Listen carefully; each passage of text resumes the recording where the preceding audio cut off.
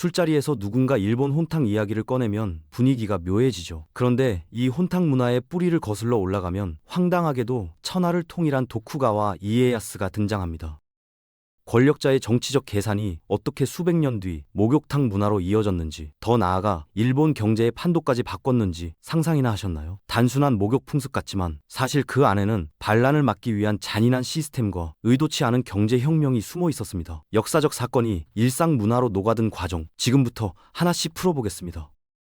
도쿠가와 이에야스, 이 사람은 일본 역사에서 기다림의 달인으로 불립니다. 오다 노부나가가 급하게 치고 나갔다면 이에야스는 한 발 물러서서 타이밍을 재는 스타일이었죠. 심지어 젊은 시절에는 인질로 잡혀 살면서 권력자들의 속내를 낱낱이 관찰했던 경험이 있습니다.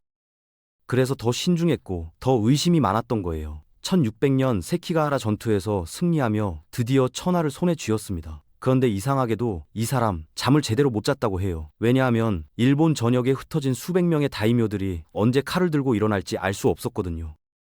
더 큰 문제는 이들 대부분이 자기 영지에 성을 쌓고 군사를 키우고 있다는 점이었습니다. 이에야스는 생각했습니다. 내가 일일이 다 감시할 수는 없잖아. 그렇다면 반란을 꿈꿀 시간 자체를 없애버리면 되지 않을까. 여기서 그가 내린 결론은 잔인하지만 완벽했습니다. 반란을 막으려면 반란을 꿈꿀 돈도 에너지도 시간도 주지 말아야 한다는 거였죠. 그래서 고안해낸 시스템이 바로 참근 교대 제도입니다. 단순하면서도 무시무시한 이 제도가 이후 일본 사회를 완전히 뒤바꿔 놓게 됩니다. 이에야스가 만든 이 시스템의 핵심은 간단합니다. 먼저 다이묘의 아내와 자식들을 에도, 그러니까 지금의 도쿄에 강제로 살게 했습니다. 사실상 볼모죠. 네 가족이 내 손안에 있는데 감히 칼들 생각을 하겠어? 이런 메시지였던 겁니다. 여기서 끝이 아닙니다. 다이묘 본인도 1년은 자기 영지에서 1년은 에도에서 살도록 법으로 못 박았습니다. 매년 왔다 갔다 하면서 충성심을 증명하라는 거예요. 이게 바로 참근 교대 제도입니다. 들으면 간단해 보이지만 실제로는 살인적인 시스템이었죠. 다이묘 입장에서 생각해보세요. 매년 수천 명의 수행원을 이끌고 수백 킬로미터를 걸어야 합니다. 게다가 초라하게 갈 수도 없어요. 체면이 있으니까요. 화려한 의상, 무기, 말, 가마꾼까지 동원해야 했습니다.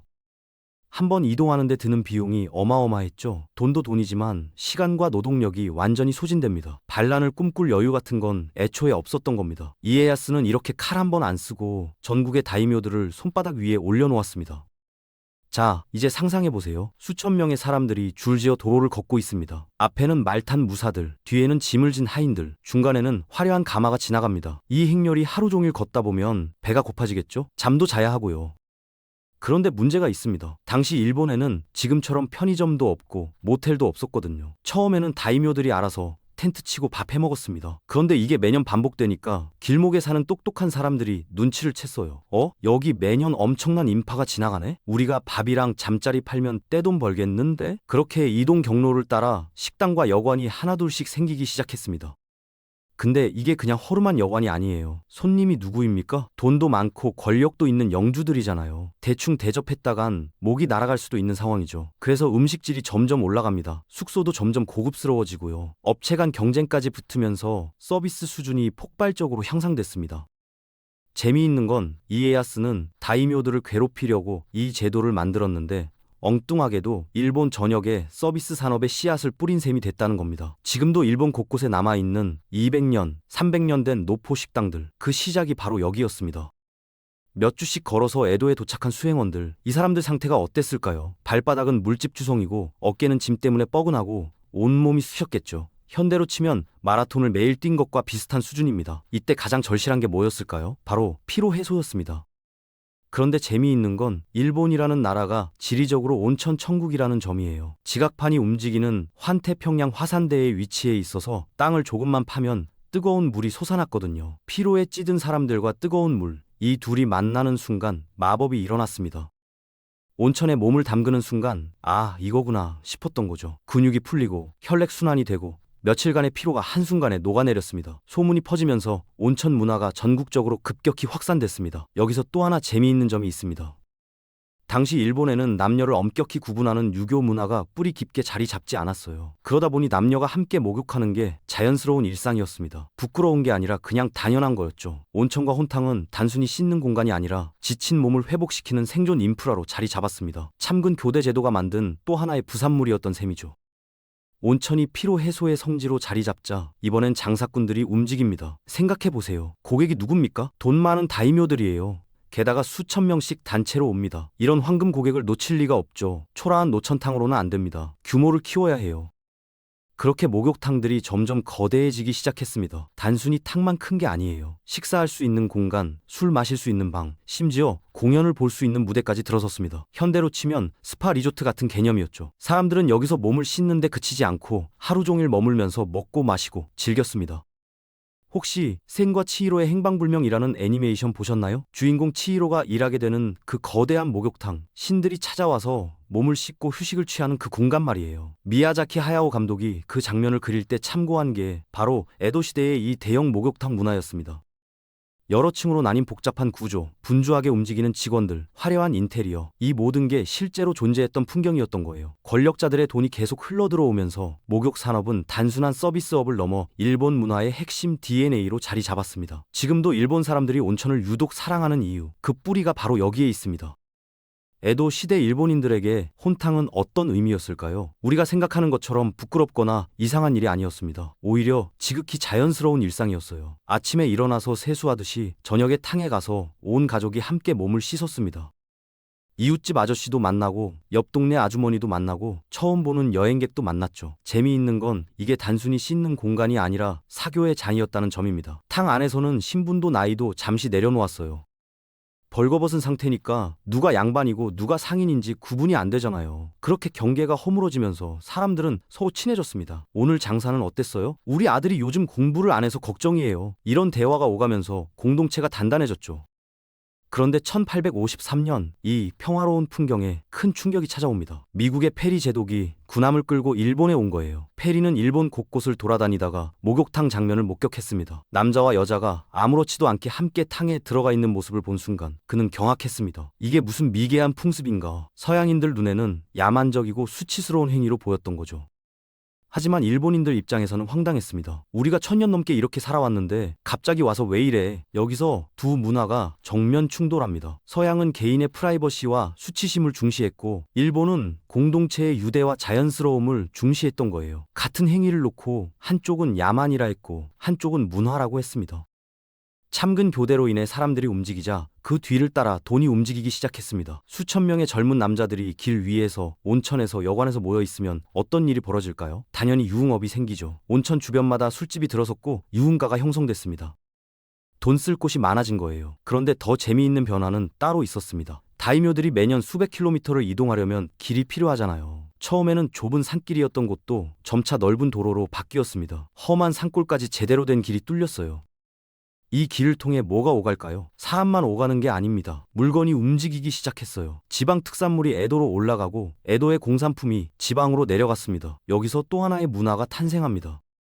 다이묘들이 1년 동안 에도에서 살다가 고향으로 돌아갈 때를 생각해보세요. 빈손으로 갈 수는 없잖아요. 체면도 있고 고향 사람들 눈치도 봐야 하니까요. 그래서 에도에서 비싼 선물과 특산물을 대량으로 구매했습니다. 이게 바로 일본의 오미야게 문화, 그러니까 여행지에서 기념품 사가는 문화의 시작이에요. 지금도 일본 사람들이 여행 가면 꼭 선물 사오는 이유가 여기서 비롯된 겁니다. 백화점 문화도 마찬가지예요. 에도 시대 때 다이묘들이 한꺼번에 많은 물건을 살 수 있는 큰 상점들이 생겼고 이게 현대 백화점의 원형이 됐죠. 웃긴 건 이에야스가 다이묘들 괴롭히려고 만든 제도가 엉뚱하게도 일본 전역에 도로망을 깔고 거대한 상공을 만들어냈다는 점입니다. 반란은 막았는데 나라는 부자가 된 거예요. 일본의 신분제는 원래 이랬습니다. 맨 위에 사무라이, 그 다음이 농민, 그 다음이 장인, 맨 밑바닥이 상인이었어요. 왜 상인이 최하층이었냐고요? 칼 들고 싸우지도 않고 땀 흘려 농사짓지도 않고 뭔가를 만들지도 않으면서 그냥 물건만 사고 팔아서 돈 번다는 이유였죠. 천시받던 계층이었습니다. 그런데 참근 교대 제도가 시작되면서 판이 완전히 바뀝니다. 누가 돈을 벌었을까요? 다이묘들이 매년 수천 명을 데리고 왔다 갔다 하니까 여관 주인, 식당 주인, 물건 파는 상인들이 떼돈을 벌었습니다. 게다가 전국에 물자가 오가니까 중간 유통을 담당하는 상인들도 큰 손이 됐죠. 20년, 30년 이렇게 쌓이니까 상인들 손에 어마어마한 자본이 모였어요. 사무라이들은 겉으로는 높은 신분이지만 실제로는 돈이 없었습니다. 반면 상인들은 낮은 신분이지만 나라 경제를 쥐고 흔들 정도가 됐죠. 1853년 페리가 왔을 때도 마찬가지였어요. 사무라이들은 서양 오랑캐와 무슨 거래를 해? 하면서 칼부터 빼들었습니다. 하지만 상인들은 달랐어요. 이거 장사가 되는데 계산기를 두드렸죠. 서양과 교역하면 돈이 된다는 걸 본능적으로 알았던 겁니다. 이들의 이런 실리적 감각이 나중에 메이지 유신의 원동력이 됐습니다. 같은 시기 조선은 쇄국 정책을 펼치면서 뒤처졌지만 일본은 상인들이 앞장서서 문을 열었어요. 이에야스가 만든 시스템은 결국 칼을 든 사무라이가 아니라 주판을 든 상인을 키워낸 셈입니다. 1868년 메이지 유신이 터집니다. 일본은 서양을 따라잡기 위해 모든 걸 바꾸기 시작했어요. 증기기관을 들여오고 양복을 입고 머리를 자르고 헌법을 만들었죠. 여기서 문제가 생깁니다. 서양 사람들이 일본을 어떻게 볼까를 너무 신경 쓰기 시작한 거예요. 우리가 문명국으로 인정받으려면 서양 눈높이에 맞춰야 해. 이런 생각이 지배적이었습니다. 그러다 보니 기존의 일본 문화 중에 서양인들이 이상하게 보는 것들은 하나 둘씩 금지되기 시작했어요. 혼탕도 그중 하나였습니다. 페리 제독이 미개하다고 했던 그 장면이 계속 머릿속에 남아 있었던 거죠. 일본 정부는 혼탕을 부끄러운 구시대 문화로 규정했습니다. 법으로 남녀 욕탕 분리를 명령했어요. 이제부터 남자는 남탕, 여자는 여탕에만 들어가세요. 위반하면 처벌받았습니다. 그렇게 전국 곳곳의 혼탕들이 칸막이로 나뉘거나 아예 문을 닫았어요. 1000년 넘게 이어져 온 문화가 몇십 년 만에 사라진 겁니다. 하지만 완전히 없어지지는 않았습니다. 깊은 산속이나 외진 시골 마을에는 여전히 옛날 방식 그대로 운영되는 혼탕들이 남아 있었거든요. 정부 눈길이 닿지 않는 곳에서는 우리는 원래 이렇게 살았는데 뭐가 문제야? 하면서 그대로 지켰던 거죠. 재미있는 건 한때 야만적이라고 비난받던 이 문화가 지금은 어떻게 됐냐는 겁니다. 전 세계 관광객들이 일본의 전통 혼탕을 체험하러 옵니다. 일본만의 독특한 문화, 자연과 하나 되는 경험, 이런 찬사를 받으면서 귀중한 관광 자원이 됐어요. 야만이 문화유산이 된 거죠.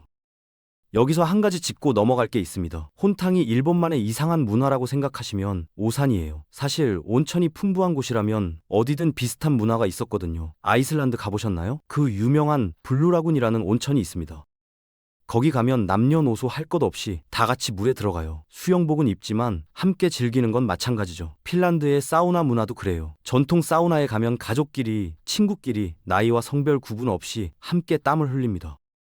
독일은 어떨까요? 독일의 온천시설 중 상당수는 지금도 남녀 구분 없이 운영됩니다. 헝가리의 세체니 온천, 스위스의 산악지대 온천들도 마찬가지예요. 수백 년 넘게 이어져 온 문화입니다. 왜 이런 공통점이 생겼을까요? 간단합니다. 온천이라는 자연 자원이 있고 추운 날씨에 몸을 녹여야 하는 필요가 있었기 때문이에요. 그곳 사람들에게는 그게 가장 자연스러운 방식이었던 거죠. 야만이 아니라 공동체의 유대감을 다지고 함께 휴식을 취하는 하나의 삶의 방식이었습니다.